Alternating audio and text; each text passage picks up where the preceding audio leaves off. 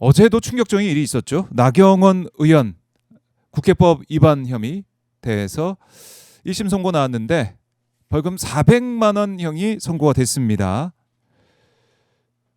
400만 원. 공교롭게도 500만 원이 아닌 500만 원 이상이 되면은 의원직 상실형인데 공교롭게도 400만 원이 나왔습니다. 어떻게 이런 일이 있었는지 이거 어떻게 풀이를 해봐야 될지 하나하나 들여다보죠. 정구승 변호사와 함께합니다. 안녕하십니까? 네. 자, 지금 저희가 화면 통해서 선고 받고 나온 나경원 의원의 이제 얼굴을 보고 있는데 이 재판정에 선고 받으러 들어갈 때 표정과 선고 받은 다음에 나온 표정이 좀 달라요. 너무 갑자기 당당해졌죠. 당당해진 모습을 저희가 볼 수가 있는데, 자 일단은 이게 400만 원, 그러니까 맨 처음에 2,400만 원 딱 이 1심이 선고 속보가 떠가지고 2,400만 원, 그러면 500만 원 넘으니까 이거 의원직 상실형이구나 이렇게 보신 분들이 있었는데 봤더니 국회법 위반에 대해서는 400만 원 선고가 됐습니다. 자, 정구승 변호사, 이거 좀 선고 딱 나온 다음에 어떻게 판단하셨습니까? 저는 딱 2,400만 원 나왔을 때 이거 뭔가 이상하다라는 생각을 했습니다. 왜냐면 1심 딱 선고 일보 떴을 때. 네, 왜냐면 벌금이 저렇게 400만 원 단위로 떨어지는 경우는 거의 없어요. 아, 그래? 아무리 못해도 500 단위로 끊어지지. 2,400 이거는 뭔가 조합이다. 그러면 이거 왠지 400으로 끊어준 거 아니야?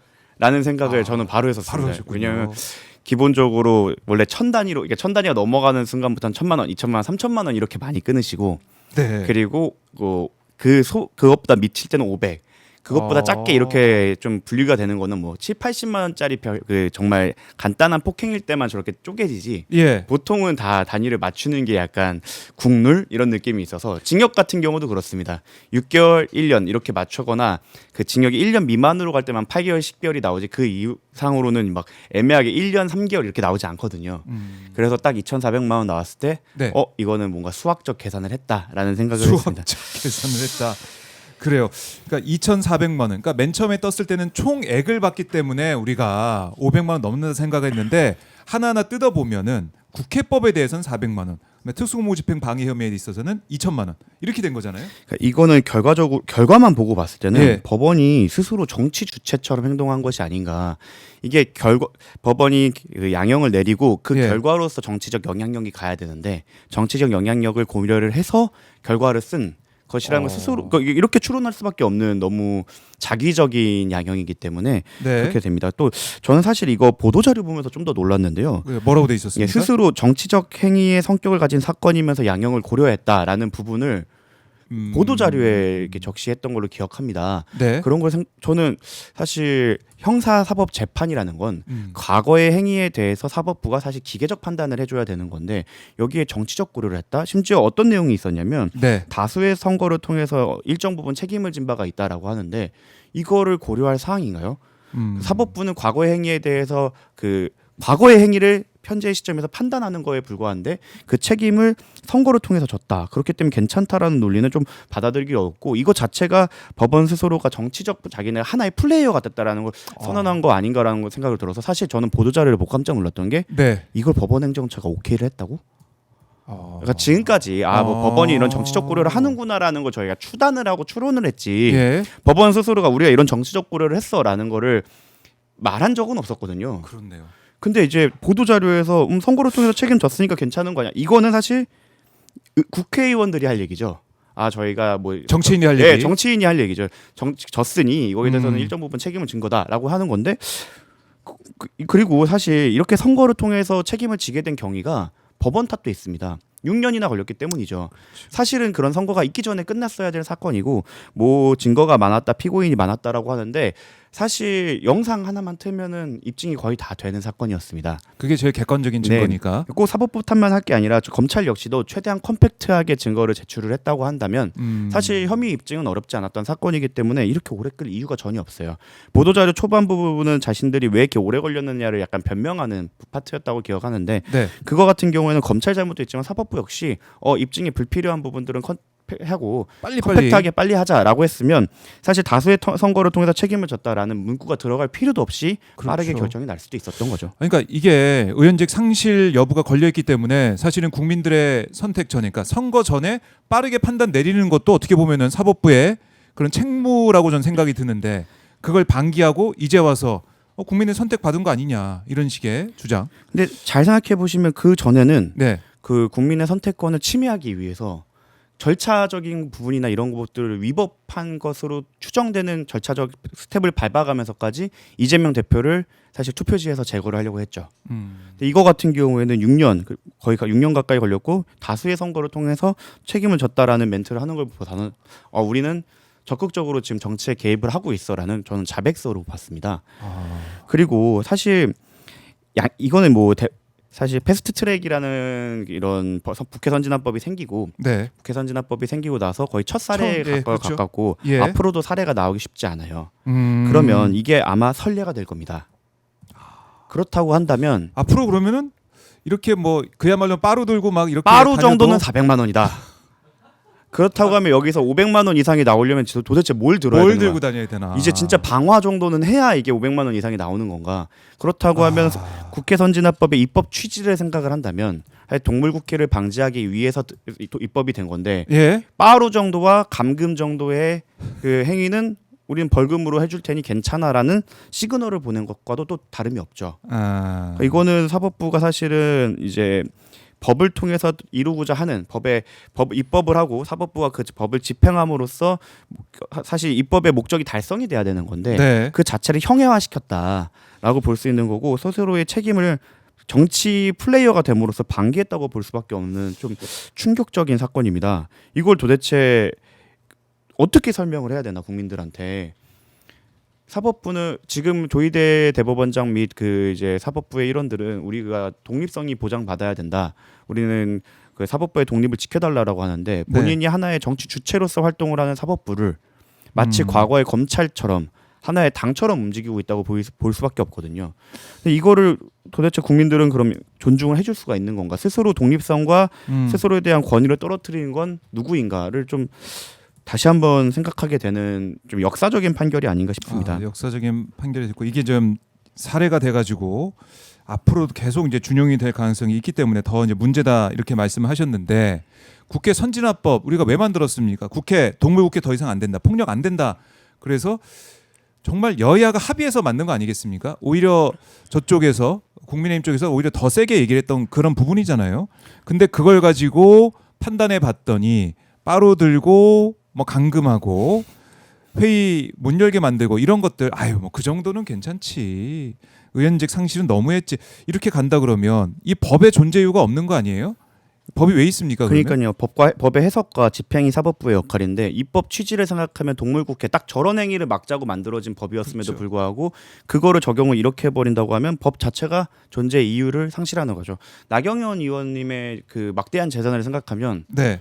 400만 원 땡큐 라고 생각을 할지도 모릅니다. 그래서 이 부분에 대해서는 좀 법원의 고무줄잣대 그리고 그 정치적 고려가 이제 노골적으로 드러난 사건이라 이제는 정말 비판을 피해가기 어렵고 네. 저는 그것도 이제 고민이 돼요. 다음 주부에 이제 민주당 의원들 저 아까 그 나경원 의원을 비롯한 이번 피고인들이 했던 것에 대해 항의하다가 똑같이 국회 선진화법으로 기소가 되고 됐던 분들인데 그분에 대해서는 도대체 어떻게 판단할까? 그것도 참 궁금한 부분이고 그리고 항소 포기에 대해서 그렇게 비판했던 국힘이 이에 대해서는 항소를 어떻게 하라고 말할 것인지 심지어 주진우 의원은 한번 지켜보겠다. 너네 항소 포기 하나 안 하나. 근데 사안이 달라요. 그때 같은 경우에는 검찰 구형보다 높게 나온 형들도 있었고 충분히 그 구역 기준에 따라서도 항소를 포기해도 되는 재량권의 범위 안에 있었다면 지금은 이거는 아예 형종이 바뀌었죠. 징역형을 구형을 했는데 벌금이 나왔다. 이거 완전 실패한 구형이고 실패한 공판인 건데 이에 대해서 항소를 안 할 수가 없죠. 근데 한번 거기에 대한 정치권 반응을 지켜보는 것도 하나의 관전 포인트가 될 것 같다 생각합니다. 예. 보니까 징역 2년 구형을 했지 않습니까? 검찰에서 징역형 구형했는데 벌금이 이렇게 나온다. 그러니까 국회법 관련해서는 나경원 의원에 대해서 징역 6개월을 구형을 했는데 벌금 400만 원. 이렇게 벌금 400만 원 정도 나오는 게 좀 흔한 일인가요? 어떻습니까? 변호사 형사 성공보수 제도가 민사적으로 불공정한 계약 사법의 스포츠와 이런 것 때문에 무효가 됐지만 일반적인 설명을 위해 말씀드리자면 이러면 성공보수 2배 받아야죠. 네. 그 정도 대박친. 대박 정도. 오늘 그날 이날 바로 그냥 회식 가야 됩니다. 나오시는 게 그대로 저희 회식 가야 되는 상황인 거죠. 그 왜냐면 정도로. 사실 뭐 사이드 이펙트까지 생각을 한다면 10년간 피선거권 박탈일 수 있었던 사건이 그렇죠. 벌금으로 끝난 사건이기 때문에 어떻게 보면 국회의원 2번을 더 할 수 있는 기회를 만들어 드린 거 아닙니까? 그렇다고 생각하면 나경원 의원님께서는 정말 만약에 변호인의 능력으로 저렇게 된 거라면 목마를 태우고 다녀도 아쉽지 않은. 근데 더 놀라운 점은 사실 나경원 의원이 지금까지 조금 이 부분에 대해서는 좀 깨갱하는 모습이 있었는데 나오자마자 무죄가 나오지 않은 게 아쉽다라고 했어요. 그 사실 이걸 양형 기준으로 살펴본다고 하면 법원에서도 비난 가능성과 불법성이 크다라고 했는데 사실 저런 모습이 이제 반성하지 아니함, 개선의 정이 없음으로 평가받아서 그렇네요. 오히려 가중처벌 요소가 돼야 되거나 양형인자로 들어가야 되는데 그런 부분을 어떻게 보면 방기했다. 항소심이 만약에 열리게 된다면 저러한 인터뷰 자체도 양형이 잘못된 이유에 하나로 되어야 한다. 법적으로는 그렇다고 생각을 합니다.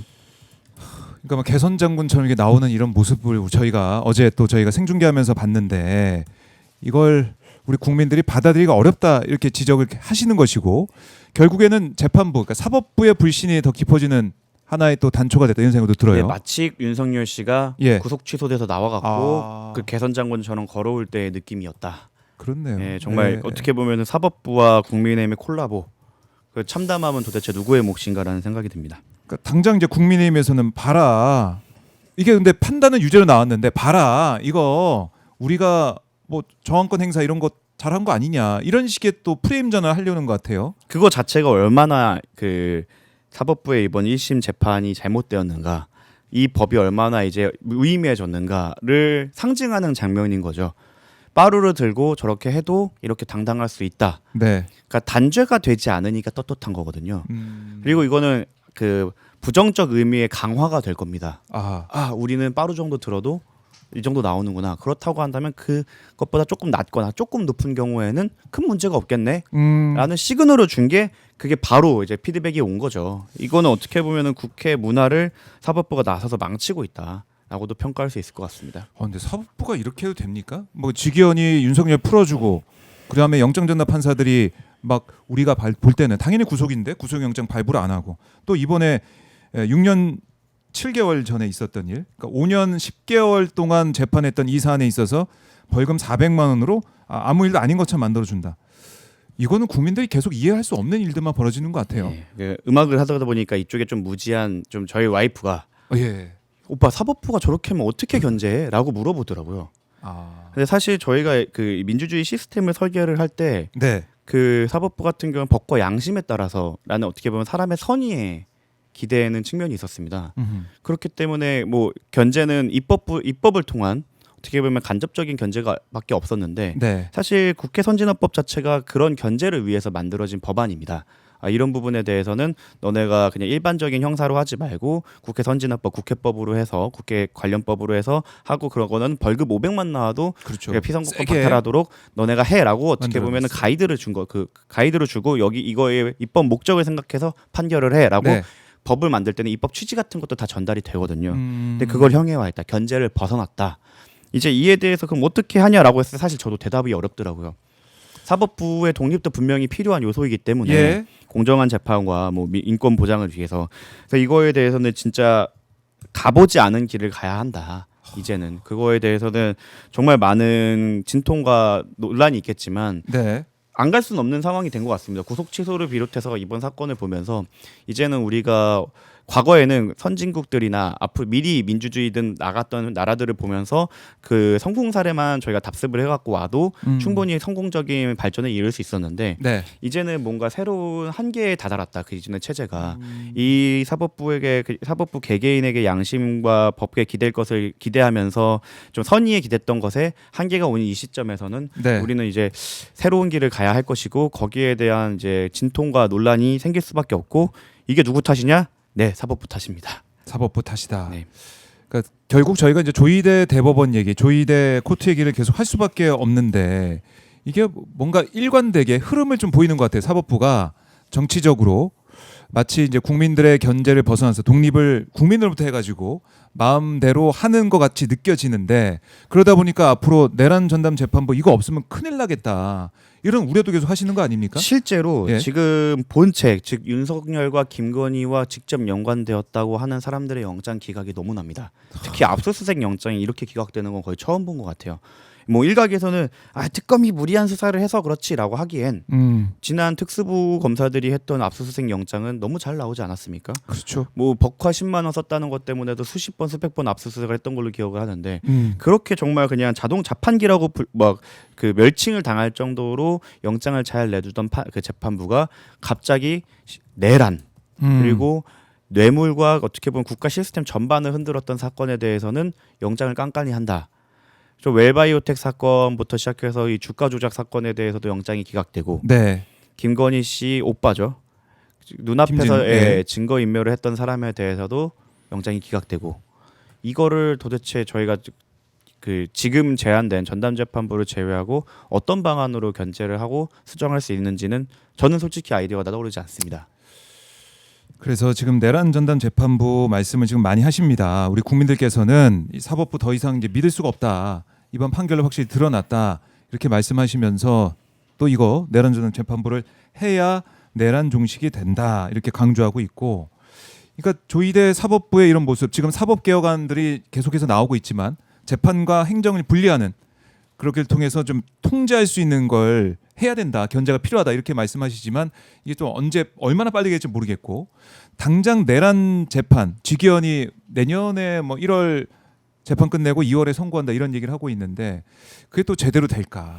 이게 사실은 시간이 많이 남지 않았습니다. 그러니까 얼마 안 남았어요. 이제 1심 때 새로운 재판부가 들어가는 건 말이 안 되는 것 같고 왜냐면 공판 재개를 해야기 때문에 다시 시간이 소요돼서 그럼 항소심 때부터라도 내란 재판이나 이번 특검에 관련된 재판부들이 그 전담 재판부의 재판을 받게 한다고 하더라도 할 거면 이제 추천부터 시작해서 검증 선출이 필요한데 그러면 2-3개월이 걸립니다. 그러면 1심 재판이 지금 1월에서 2월 정도로 예상되어 있다고 한다고 하면 사실 우리에게 남은 시간은 1주 길어야 3주 입니다. 그 안에 이 법이 통과가 되고 그 위원회가 꾸려지고 추천하는 과정이 필요하기 때문에 생각보다 시간이 남지 않았어요. 그리고 뭐 효용이 좀 이제 실익이 없다. 여기에 대한 반발이나 마찰에 비해서는 실익이 없다라고 하는데 항소심도 매우 중요하고요.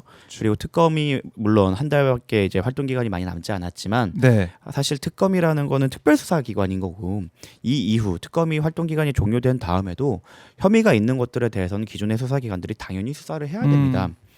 중수청, 뭐 검찰, 뭐 국수본 어떤 수사기관이라도 김건희 씨 계속 비리가 나오는데 그거를 그러면 이제 특검이 끝났으니까 면죄부 이건 아니지 않습니까? 그들이 계속 수사를 해야 되는 거고 그들이 수사를 할 때 그 영장을 그럼 또 지금 수원 3인방과 한명훈의 판사님이 계속 해야 되는 것인가에 대해서는 지금 모든 국민이 의문을 갖고 있는 시점 아니겠습니까? 때문에 효용이 예전보다는 좀 덜했지만 그렇다고 사후 양방문이라도 안 하면 이거는 그 유명 개그맨인 박명수 씨가 말씀하신 것처럼 늦었다고 생각했을 때 너무 늦은 거다. 그러니까 그렇죠. 지금 당장 해야 된다라는 말씀을 드리고 싶습니다. 그 조희대 사법부의 정치 개입을 자백한 셈이 된 그런 이번 판결이다라고 정리를 좀 해보고 나경원 의원이 모르겠습니다. 이제 앞으로 내년에 지방선거에 나오려고 하고 앞으로 정치 행보를 계속 하려고 할 텐데 국민들이 볼 때는 그러니까 사법부가 이걸 견제를 못한다. 그러면 국민들의 뭐 심판이 있을 수밖에 없는 그런 상황이 되겠는데 재판부를 어떻게 또 믿느냐. 재판부에 대한 불신이 떨어진 이 상황. 이게 너무나 뼈아픈 것 같아요. 사실 저는 더 걱정하고 있는 건 뭐 나경원 의원님 한 명이 뭐 정치적 생명이 연장이 돼갖고 하는 거는 국민들이 심판하면 된다고 생각합니다. 더 걱정되는 건 추경호 전 원내대표의 영장이 이런 추세라면 기각이 될 가능성이 높고 그렇다고 한다면 국민의힘의 의원들이 내란 당시에 가담했던 부분에 대해서 밝힐 기회가 날아갈 수도 있다. 이게 저는 더 걱정이 되고 실제로 지금 그 핵심 구리에서 조금 멀어진 조태용 뭐 국정원장 뭐 이런 사람들이나 구속이 되고 있지 윤석열과 직접 관계가 있거나 김건희와 가까운 사람들은 영장이 족족 기각되고 있거든요. 이상민 장관이 선서 거부를 하는 걸 보고 저는 그것은 사법부에 대한 일종의 저항, 도전. 왜냐하면 사실 그냥 법에 따르면 선서는 하고 나 처벌받을까 봐 형사소송법상 증언 거부를 해버리면 되는 거거든요. 그럼 법에 있는 권리이기 때문에 그건 당연한 건데 선서 거부를 했다는 건 난 너 앞에서 선서하고 싶지 않아 라는 뜻에 가깝습니다. 그거는 저는 이상민 장관의 입장이 너무 이해가 갔던 게 왜 나만? 아니 왜 나만? 단전 단수보다 더 중요한 거는 사람들 잡아가려고 구치소 대기시키고 예, 법적 서포트 하려고 했던 사람이 더 문제인데 2번이나 영장 기각됐는데 왜 나만? 너 사법부 뭐야? 내가 박성재 전 장관이 내가 핵심 아니라 그러는 거야? 난 너네 앞에서 선서 못해. 그래요. 저는 그렇게 그렇게 볼 수도 있겠네요. 화가 날 법합니다. 둘이 사실은 죄책이 크게 다르지 않아요. 근데 한 명은 2번이나 영장이 기각됐고 예. 더 그 파도 괴담이 나오고 있는 상황에서 영장이 계속 기각되는 반면 한 명은 그 불출석하겠다고 하니까 막 얘기가 나오고 해서 나오기도 나왔는데 입이 나올 수밖에 없는 거죠. 또 판사 출신이잖아요, 이상민 네. 전 장관이. 그러다 보니까 좀 화가 나고 그야말로 너무나 억울해가지고 그럴 수도 있겠다. 억울하죠. 자기 같은 경우 나는 판사 출신 내가 선배인데 왜 나만 그러냐. 그리고 과태료도 사실 50만 원이에요. 선서 거부 같은 경우에는. 예. 그게 그래요. 이게 73년에 그 개정이 된 이후에 다른 부분은 개정됐지만 50만 원 부분은 한 번도 개정이 되지 않았더라고요. 그 당시에 50만 원이면 큰 돈일 수 있는데. 제가 계산을 해봤습니다. 예. 당시 짜장면이 100원이었습니다. 100원. 그러면 진짜 짜장면, 그러니까 빅맥 지수, 전 짜장면 지수로 했을 때 우리 여의도 물가로 해서 짜장면 짜장면 지수. 예, 만 원이라고 한다면 딱 예. 5천만 원 정도의 지금 가격이라고 생각을 하면 될 것 같은데 아무리 뭐 집에서 현금 따발과 명품이 쏟아져 나왔던 이상민 장관이라고 하더라도 선서 거부 한 번에 5천을 태우긴 쉽지 않습니다. 이거는 민주당 반성해라 이런 거에 대해서 개정을 왜 안 해놨냐. 그러니까 이게 저희가 그러네. 사실 저희 같은 꼼꼼하게 봐야 돼요. 저희 같은 법조리들의 빈약한 상상력으로 인해 네. 설마 이런 걸 하는 사람이 있겠어라는 약간 아니란 것 때문에 이렇게 나왔는데 선서 안 할 사람이 있겠어라는. 이진건 판사님이 대놓고 얘기하셨지 않았습니까? 자기 처음 본다고. 예. 왜냐면 선서를 하고 그냥 증언 거부를 하면은 아무 문제가 없는데 선서 자체를 거부한다는 거는 사실 사법부 자체에 대해서 네. 권위를 인정하지 않는 거거든요. 진짜 삐졌나 봐요. 진짜 뼈였다고. 개인적으로 지금 빈정이 상했어. 네, 그래서 나 이제 선서 안 해. 뭐 나도 이렇게. 한 가족이었는데 보통 법원 가족이라고 많이 표현하시거든요. 아니 왜 나한테만 그래라는 생각이 충분히 들만하죠. 참 그래요. 이상민 얘기까지 좀 해봤는데 이제 사법부의 이런 불신 계속 커질 수밖에 없다라는 거 다시 한번 지적을 해드리겠습니다. 근데 이준석 대표가 이런 글을 페이북에 썼네요. 이거 한번 짚고 가죠. 패스트트랙 사건으로 국민의힘 의원들에게 당선 무효형에 미치지 못하는 형이 선고되었습니다. 검찰이 항소하는지 항소 자제하는지 보면 선명한 비교가 될 것 같습니다. 저희가 앞서 조금 짚었지만은 그 얘기예요. 대장동 항소 포기 이 논란에 있어서 이걸 좀 빗대서 가지고 와서 이런 비난을 또 하는 건데요. 어떻게 답변하시겠습니까? 딱 리트머스지라고 하나요? 씨앗 같은 느낌이죠. 이 반응 이런 것들이 딱 저렇게 나올 거를 모두가 저희도 안 보고도 예상하지 않았습니까? 맞아요. 딱 저렇게 나올 거고 그냥 비꼬기 위한 비꼬, 반대를 위한 반대. 어떠한 생산성도 없는 논의라고 생각을 합니다. 생산성 뭐 따질 필요도 없이 아까 얘기했잖아요. 이게 대장동 같은 경우는 구형한 것보다 더 세게 나온 징역형 법정 구속이 되고 여기에 대해서 항소 자제하는 그 지금 법무부 기류에 맞게 가는 것이고 이거는 구형을 어떻게 했습니까? 총 징역 2년을 구형했는데 총 2,400만 원이 나왔어요. 그럼 검찰 입장에서 뭐 2,400 정도면 괜찮지 않아? 이렇게 넘어가야 되느냐? 일반 사건이었으면 공판부 전날 점심 먹을 때 정말 예. 분위기가 참 그랬을 것 같습니다. 징역형을 구형했는데 벌금 나왔어요. 네. 저희는 좋겠네. 바로 그냥 예. 나오자마자 그 눈물에 그 허그하고 변호인과 보통 변호사들이 그 선고 날에는 가지 않습니다. 보통 직원분들이 가는데 만약 저런 결과가 드라마틱한 결과가 기다리고 있었다면 저희도 가끔 가거든요. 네. 그럼 나오면 정말 뜨거운 눈물과 함께 진한 허그를 하게 되는데 저 페북을 보면서 느낀 거는 딱 정말 예상한 대로다. 어쩜 저렇게 그 기계적 정치를 하는가. 사실 자기한테 유리한 부분만 저렇게 골라와갖고 비꼬는데 네. 사실 디테일로 가면 갈수록 디테일로 보면 볼수록 정말 다른 사안이거든요. 사실 저는 그 뭐 항소 신중히 하라라는 그 법무부의 입장이 저는 일정 부분 정치 검사들한테 낚인 부분도 있다고 생각을 하거든요. 카카오 때도 신중 검토하라고 했지만 네. 우리는 해야 된다라고 하는 말에 예스 알겠다. 그럼 너네 마음대로 한번 해봐라고 해서 결국 무죄가 나왔었어요. 거기에 대해서 똑같이 그냥 심중 검토하라라는 의견 하나만 보냈을 뿐입니다. 이거는 철저히 잘 오늘 방송하실 때 나가실 때 네. 방송 잘 준비하시고 꼼꼼히 하세요라는 건데 꼼꼼히 하라고? 이 주제 하지 말라는 건가? 약간 이런 식으로 정치 검찰이 저는 스스로 누웠다고 생각을 하고 네. 어떻게 보면 액션을 취했다고도 생각을 합니다. 왜냐하면 이걸로 인해서 지금 이득 보는 사람이 누구인가를 생각하면 됩니다. 모든 쟁점이 선명하지 않을 땐 이걸로 누가 이득 받지를 보면 되는데 전 이득을 본 사람들은 검찰의 2차 수사팀 네. 그리고 스타가 돼버린 전 검찰총장 대행 그리고 헤비 패북러 분들입니다. 그래요. 그런 걸 생각을 하면 예상한 대로 반응이 나왔고 자기의 정치적 이익을 위해 사건의 프레임을 저렇게 전환하는 걸 우리가 그냥 선명하게 볼 수 있는 시험장이었다라고 보시면 될 것 같습니다. 알겠습니다. 이 검찰의 항소 여부 가지고 또 이걸 정치 쟁점하는 이 모습들 국민들이 또 용납을 하지 않을 것이다.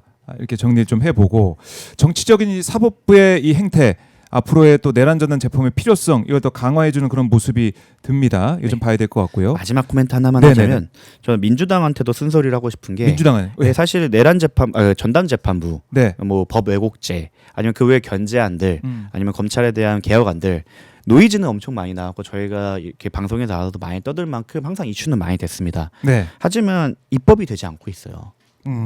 사실 최근에 사라진 그 야당들의 구호 중 하나가 입법 독재입니다. 입법 독재. 사실 그거는 그 스포츠나 게임을 하면서 게임 참 뭐같이 하네라는 극찬에 가까운 저는 방언이라고 생각하거든요. 오히려. 근데 그게 나오지 않는다는 것은 같이 거의 180석 가까이 몰아줬음에도 불구하고 같이 링에 내려와서 대등한 싸움을 한다. 같이 노이즈를 만들고 찬반으로 나뉜다. 이건 민주당이 충분히 비판받아 마땅하다고 생각합니다. 지난 6개월간의 논쟁 끝에 얻어진 통과된 법안이 있습니까? 그렇네요. 그건 없고 유명해진 의원분들이 계시죠. 그리고 이슈가 된 의원분들이 계시는데 그게 국가와 민주당을 위해서 어떤 이득이 있는가를 생각을 해봤을 때 진짜 이제 민주당이 해야 될 일은 입법이고 실력 행사다. 더 이상 눈치를 보면서 논쟁만 키우고 노이즈만 키우지 말고 입법을 좀 빠르게 진행해 주셨으면 좋겠다라고 생각합니다. 입법 말씀하셨는데 그러면 법 왜곡죄 관련된 것도 그렇고. 전 이제는 눈치 보지 않고 나아갈 때라고 생각을 하고 그리고 책임은 선거로 지는 겁니다. 지금 이렇게 가만히 있다 보면 180석을 몰아준 지지자들도 지칠 거고 그게 아닌 사람들은 저 게임용으로 엄대엄이라고 하는데 이거 5대5 싸움이네라고 하면서 견제론이 당연히 고개를 들 겁니다. 그렇네요. 그러니까 오히려 지금 이제 민주당 안팎에서는 계속해서 너무 세게 가는 거 아니야 이런 얘기 하시는 분도 있는데 그게 아니라 지금 이럴 때 민주당의 의석을 몰아준 국민들의 뜻에 따라서 움직여야 된다. 말과 노이즈는 세게 가면 안 되죠. 보복하겠다 징계하는 게 아니라 거기에 대해서는 민주당은 검찰 내부의 일이고 적시 저기 처리하겠습니다 하고 법무부에서 알아서 그 행위를 하면 되는 거예요. 말로 싸울 게 아니라. 법 왜곡죄를 하겠습니다. 사법부를 단죄하겠습니다. 라고 소리칠 게 아니라 이에 대해서는 입법부가 적절한 견제안을 하겠습니다. 라는 그 강하게 싸우지 않는 말을 하고 입법을 하는 겁니다. 근데 지금 반대가 돼 있기 때문에 국민들은 싸운다라는 이미지를 계속 느끼게 되고 하지만 되는 건 없죠. 그래요. 민주당이 행동할 때다. 이제는 더 이상 가만히 있지 않아야 된다. 이렇게 좀 정리를 해보겠습니다. 자, 내란 전담 재판부에 대한 목소리도 계속 커지고 있고 아까도 말씀을 하셨는데 역시 이제 3대 특검이 계속 열심히 이제 일을 하고 있지만 결국 마침표를 찍는 거는 재판이기 때문에 계속 그런 말씀을 하시는 거예요. 그래서 민주당의 행동 저희가 한번 계속 지켜보도록 하고 그리고 어제 보면은 이 도주 중이었던 도이치모터스 주가 조작 사건 공범 이모 씨, 이준수 씨가 어제 체포가 된 거죠. 지난 12일 지명 수배한 지 열흘 가까이 걸려서 체포가 됐는데 좀 오래 걸린 것 같기도 하고 어쨌든 체포가 됐습니다. 맘먹고 도망간 사람을 열흘 만에 잡았다는 건 사실 저는 잘 잡았다고 잡았어요? 그러니까 우리가 특검 기간이 제한돼 있기 때문에 좀 애가 타서 맞아요. 하루하루가 너무 아쉽죠. 일반적인 수사기관이라고 생각할 때 열흘 만에 사람을 잡았다. 충주까지 도망간 그 한남동에서 도망을 시작하신 걸로 아는데 충주까지 도망간 사람을 매복해서 잡았다. 이거는 사실은 그 수사하는 입장에서는 엄청난 쾌거죠. 근데 이제 저희가 마음이 급한 겁니다. 사실 마음이 급해서 그런 건데 화려한 옷을 또 블레임룩이 또 한번 또 도마에 위에 오를 것 같은데 저희 곧 체포가 됐는데 중요한 사람이기 때문에 체포한 거 아니겠습니까? 네. 그러면은 앞으로 신병 확보도 할 것 같은데 긴급 체포 이후에 신병 확보를 통해서 수사를 할 것 같은데 스포츠계에서 역귀라는 말이 있습니다. 그 사람이 그 걸면 다 반대로 간다. 제가 항상 구속을 장담을 해왔기 때문에 그래요? 노코멘트를 해야 될 것 같습니다. 이게 제가 이거 당연한 거 아닌가요?라고 할 때마다 정말 제 상식 밖에 놀라운 일들이 저도 이제 무속에 기대해야 되는 상황이 되어버리기 때문에 이제 역기가 되지 않기 위해서 네. 자제 입장 표명을 자제하겠다. 입장 표명을 자제하겠습니다.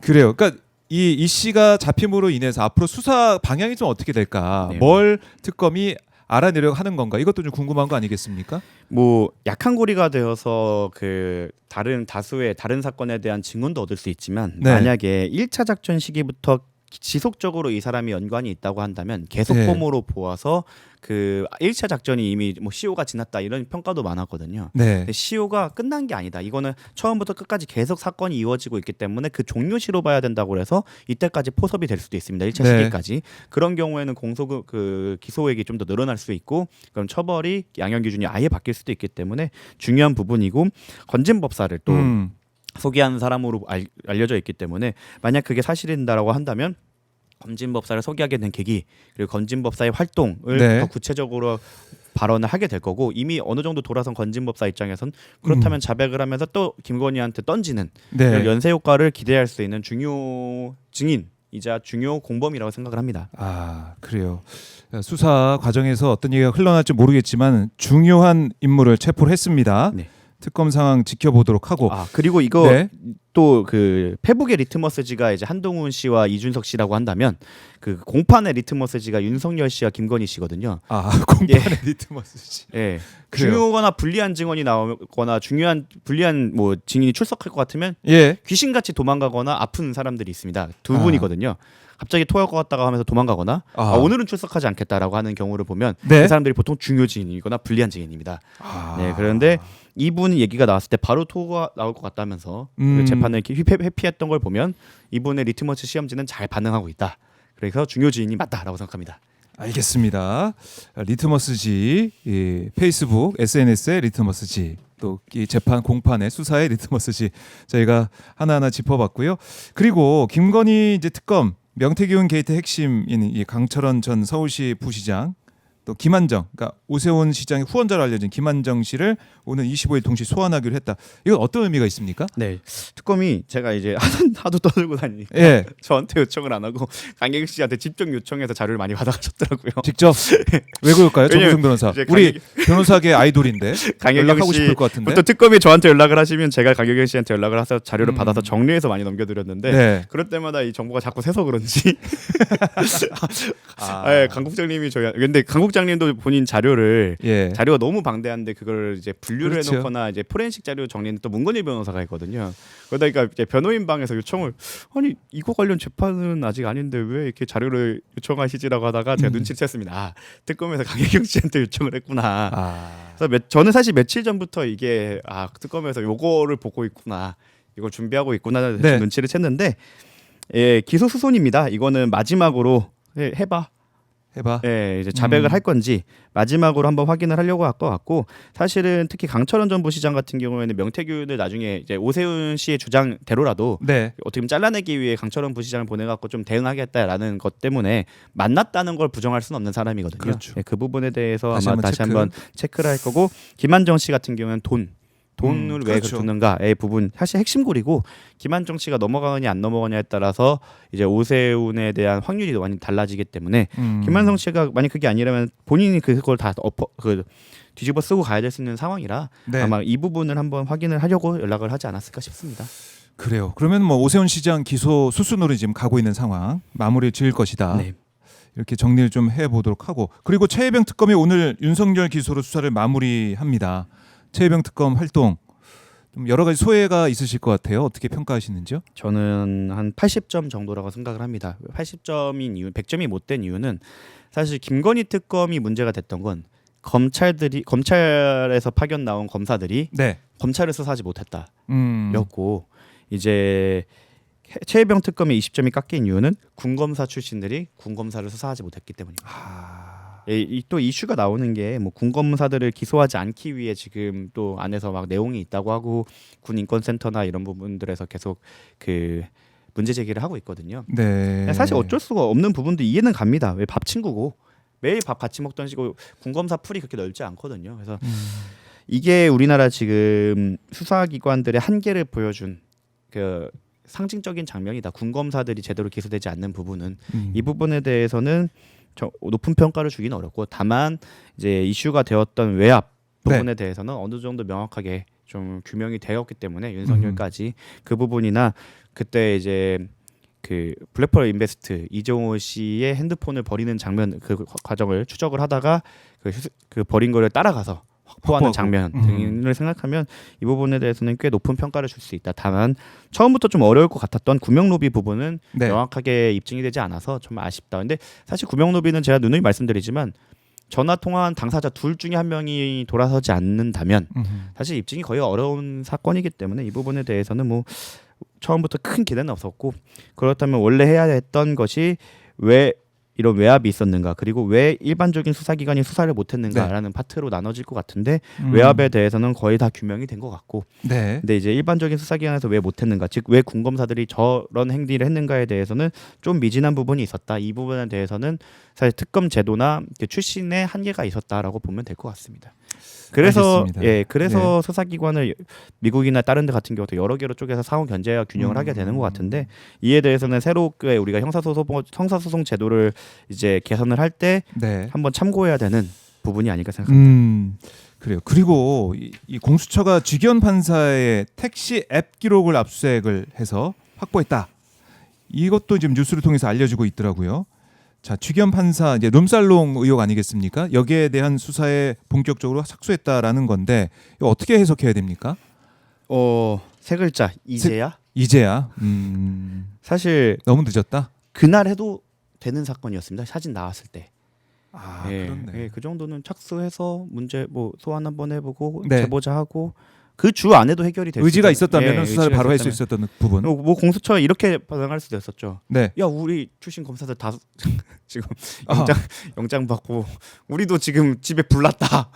그래서 오래 걸렸다고 할 수 있지만 택시 앱 기록뿐만 아니라 사실 여러 가지를 더 확보를 해야 되는 건데 저는 사실 믿음을 주긴 좀 어려운 상황이다. 왜냐하면 딱 최상병 문제 수사 외압이 있을 때 했던 모습에 좀 투영이 되더라고요. 그래요? 이것저것 한다고는 하는데 너무 늦고 이게 본질이 아니라 격까지만 하고 있는 것 같은데라는 느낌을 지울 수가 없습니다. 이 부분에 대해서는 공수처도 이번에 형사사법 개혁을 하면서 좀 대대적인 개편을 좀 해야 된다. 특히 너무 넓은 범위의 수사 범위를 갖고 있는 건 아무것도 하지 말라는 것과 같기 때문에 사정기관과 사법부로 제안을 해서 우리가 지금 문제가 되고 있는 검사 그리고 고위경찰 그리고 사법부만을 겨냥을 한 그 우리가 지금 두 눈으로 보고 있는 법조 엘리트 아니면 자기네들끼리 많은 청산계를 겨냥하는 특수한 수사기관이 되기를 좀 기원을 합니다. 네. 공수처가 압수수색했다라는 이 뉴스를 보면서도 공수처가 왜 이제서야 이렇게 수사를 하고 있느냐, 너무 늦었다라는 얘기가 나오는 것은 공수처도 또 불신을 받고 있는 거 아니겠습니까? 수사 의지도 그렇고 또 지금까지 해왔던 지금 뭐 수사를 받고 있는 입장이기도 하고 그렇기 때문에 앞으로 개혁 과제에 있어서 공수처의 이런 미진한 부분들도 다 바꿔내야 된다. 그렇네요. 그러니까 뭐 쥐기현 판사의 이 모습 아까도 재판하는 과정 얼굴을 볼 수가 있었지만은 이진관 판사 너무 비교가 되기 때문에 말이 많이 나온 것 같아요. 사실은 모든 재판부가 이진관 판사님처럼 하십니다. 거의 모든 재판부가. 그러니까 가끔 저도 병원인이고 이입을 해서 이제 강변을 하다 보면 언성이 높아지거나 약간의 뭐 좀 어필을 할 때도 있죠. 그럼 재판장님이 변호인 적당히 하십시오라는 말만 하더라도 변호인이 갑자기 엉덩이가 무거워지기 시작하면서 일어섰던 자리에서 앉게 되고 목소리 죄송합니다라고 하게 됩니다. 그리고 그렇게 지휘를 하세요. 그리고 어떤 일화가 있을 정도였냐면 저희 소속 변호사님께서 이제 증인 신문을 할 때 그 속기록이 너무 늦게 나오니까 메모를 그리고 노트북을 하고 있었는데 그 타닥타닥 소리가 거슬리셨나 봐요. 판사가 변호인님 해야 돼요?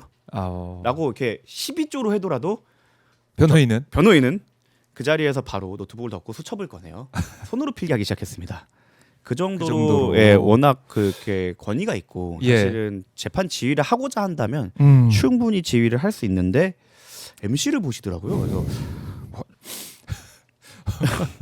물론 가족 저게, 오락관 느낌도 예, 나고 사실은 저는 그 생각은 해요. 소액 재판이거나 예. 그 민사 소액 그 몇천만 원 미만이면 사실 합의가 더 그 결론이 나는 것보다 집행이 어려운 결론보다는 합의가 더 좋기 때문에 네. 직연식 재판이 저는 더 타당하다고 생각을 하고 이혼 재판도 뭐 칼로 물베기입니다. 물베기고 이혼이 합의된 상황이면은 그거는 이렇게 좋게 가시죠가 좋기 때문에 저분은 그런 부분에서는 오히려 배치가 됐다면은 예, 국민의 만족도가 정말 올라갔을 겁니다. 근데 형사 재판에는 좀 어울리지 않다. 그리고 대부분의 형사 재판부는 저렇게 굴러가지 않음을 예. 정말 제가 계속 국민 여러분께 강변을 드리고 싶습니다.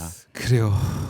직연 재판부가 이 내란 재판을 계속 맡는 게 맞느냐 이런 의문이 계속 나오고 있다라는 거고요. 아까 네. 뭐 이진관 판사 얘기를 했지만은 김용현 전 장관 변호인들이 소란을 부렸어요. 이진관 판사가 재판하는데 한덕수 재판에서 그래서 감치를 명령했어요. 감치는 약간 그 변호사들한테는 예. 드래곤 같은 존재입니다. 드래곤? 예, 모든 역사서사에는 비슷한 얘기는 있는데 실제로 본 적은 없는. 서양에도 용 얘기가 있고 동양에도 용 얘기가 있긴 있는데 전설처럼 내려오지. 전설처럼 내려오는데 용이 진짜 등장하는 경우 내가 본 적은 없는 그런. 저는 규정 찾는데도 오래 갔어요. 제가 감치를 본 건 보통 그 양육비 안 줬던 분들이 왔을 때 약간 예. 그거에 대한 강제 수단으로 감치합니다. 자꾸 양육비 안 주면 예. 이런 식으로 쓰이는 거는 제가 이제 법률구조공단에서 법무관으로 있을 때는 봤는데 형사 재판에서도 되는구나를 그러니까 저 이슈가 있고 제가 그거를 법령을 한참 찾았어요. AI 통해서 겨우 찾았습니다. 그 정도로 못 볼 장면인데 정말 안 쓰이는 예. 그 조문이고 근데 저 영상도 정말 놀라운 게 예. 많이 참으셨어요. 경고를 한 3번 이상 하십니다. 그렇죠. 경고를 하다가 형사 재판장님들께서는 참지 않습니다 원래. 네. 그 사실은 검사도 혼내요. 재판장님께서 자기보다 나이 많아 보이는 변호인이건 검사건 일어나 보시죠 하고 저는 선체로 사람이 저렇게 선체로 죽을 수도 있구나라는 걸 느낄 정도로 정말 호되게 혼내시는 판사님들도 워낙 많습니다. 근데 네, 이번에는 이 김용현 변호인이 막 뭐 형사소송법에서 신뢰관계인 이 사람이 동석할 수 있다 이렇게 막 맞받아치고 막 이러면서 저거를 저렇게 정하는 것도 신기한데 제가 어떻게 보면 형사소송법 신뢰관계인으로 그 증인의 동석을 하는 사례가 정말 많지 않습니다. 제가 알기로는 제가 한 2-3번째인 걸로 알고 있거든요. 변호인으로 증인으로. 제가 김건희 재판 때 그때 저 제도를 통해서 갔다 왔는데 그때 재판장님께서 준엄하게 경고를 했습니다. 예. 당신이 지금 증인의 신뢰관계 있는 자로 온 이유는 그 증언 거부권의 범위에 대해서 조언하기 위해서이기 때문에 증언에 개입하거나 그 외의 사항에 대해서 말을 하려고 한다면 나는 경고 후 감치하겠다라는 저한테는 너무 어마무시한 말이 있어서 저는 이제 강혜경 씨가 말할 때 말 한마디 하지 못하고 이제 증언 거부를 해야 될 것 같은 상황이면은 찔러서 얘기하고 요 정도 심지어 옆에도 못 앉았어요. 예. 근데 이제 저 상황 같은 경우에는 증언 거부를 위한 것도 아니고 사실 사전에 허가를 받아야 되거든요. 사전에 허가도 받지 못한 재판지휘권에 저항하는 모습이기 때문에 감치는 정말 적절한 처분인 거고. 적절한 처분이었다. 그런데 감치를 했는데 이게 또 풀려났잖아요. 이 부분도 약간 과태료 50만 원짜리 약간의 입법 불비가 있는 게 형사소송법상 체포영장 관련 조문에는 인상착의 부분으로도 특정을 할 수 있다라는 뉘앙스로 해석할 수 있는 부분이 있습니다. 하지만 국회 이번에 감치 관련 규정에는 그런 게 없어요. 약간 뉘앙스가 살짝 다릅니다. 아마 양측 그 변호인은 이거를 좀 예습을 하고 갔을 것 같습니다. 그래서 인적사항 얘기하지 않으면은. 근데 이진관 재판장님께서는 사실 조금 더 좀 저렇게까지 막 나올 걸 대비를 했다고 한다면 사실 코트넷에서 바로 법조인 대관 찾아볼 수 있거든요. 그러면은 주민등록번호까지는 아니더라도 생년월일 정도는 특정이 충분히 가능합니다. 근데 그 정도 했었으면 아마 구치소에서도 거부를 못했을 것 같은데 뭐 실무적인 오류고. 사실 구치소 입장에서도 저렇게 또 나댈 건데 괜히 또 화살이 나한테 올까봐 또 소송 엄청 걸 거거든요. 저런 분들은. 그래서 아마 저렇게 한 것 같은데 기사를 잘 살펴보면은 취소가 된 게 아니라 집행불능으로 정지가 된 겁니다. 그럼 어떻게 사법부는 됩니까? 여러 가지 사실조회는 여러 가지 이제 감치 재판이라는 게 열립니다. 감치 재판은 따로 재판부가 만들어지는데 그 재판부에서 적절한 방법을 통해서 신원을 특정을 하면 감치가 진행이 될 수 있을 겁니다. 그러면 15일간 들어가 계셔야 되는 거죠. 네. 그럼 이진관 판사도 그렇고 재판부에서 이걸 또 다시 한번 이런 일이 있다 그러면은 적극적으로 감치를 명을 해야 된다고 생각하고 조금 지금과 달리 이제 아마 이름과 인상착의 정도로 특정을 하셨던 것 같은데 네. 법조인대관 한번 검색당 100원입니다. 예, 법조인끼리는 할 수 있거든요. 네. 판사님 법조인이시니까 제가 아니 그러면 제 아이디 뭐 이렇게 사용권이라도 선물하게 해드릴 테니까 예.